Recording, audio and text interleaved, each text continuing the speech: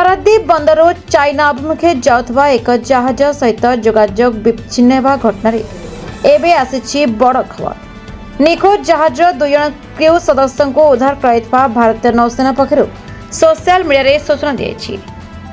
Ocean winner ନାମକ ପାନାମ ପତାକାଧାରୀ ଏହି ଜାହାଜ ପାରାଦୀପରୁ ଆଇରନ୍ ଓର୍ ନେଇ ଚାଇନା ଅଭିମୁଖେ ଯାଉଥିଲା। ଗତ 21 ତାରିଖରୁ ଜାହାଜ ସହିତ ଯୋଗାଯୋଗ ବିଚ୍ଛିନ୍ନ ହୋଇଥିଲା। ଜାହାଜରେ ଚୀନର 20 ଜଣ, ମିଆଁମାରର 3 ଜଣ ଏବଂ ବାଂଲାଦେଶର ଜଣେ, ମୋଟ 24 ଜଣ କ୍ରୁ ସଦସ୍ୟ ଥିଲେ। ପୋର୍ଟ ବ୍ଲେୟାର ନିକଟ ସମୁଦ୍ରରେ ଜାହାଜର ସନ୍ଧାନ ପାଇଁ ଭାରତୀୟ ନୌସେନା ଏବଂ କୋଷ୍ଟଗାର୍ଡ ପକ୍ଷରୁ ଅଭିଯାନ ଜାରି ରହିଥିଲା। 2 କ୍ରୁ ସଦସ୍ୟଙ୍କ ଉଦ୍ଧାର ପରେ ଘଟଣାକୁ ନେଇ ଆହୁରି ଅନେକ ପ୍ରଶ୍ନ ଉଠିଛି। ତେବେ ଜାହାଜଟି ବୁଡ଼ିଛି କି ନାହିଁ ସେ ନେଇ ଅଧିକାରୀଙ୍କ ଠାରୁ କିଛି ସ୍ପଷ୍ଟ ସୂଚନାକୁ ଅପେକ୍ଷା କରାଯାଉଛି। ଜଗତସିଂହପୁର ପାରାଦୀପରୁ କୈଳାସ ବେହେରାଙ୍କ ରିପୋର୍ଟ, ଦ ରିପବ୍ଲିକ ଓଡ଼ିଶା 24 ନ୍ୟୁଜ୍।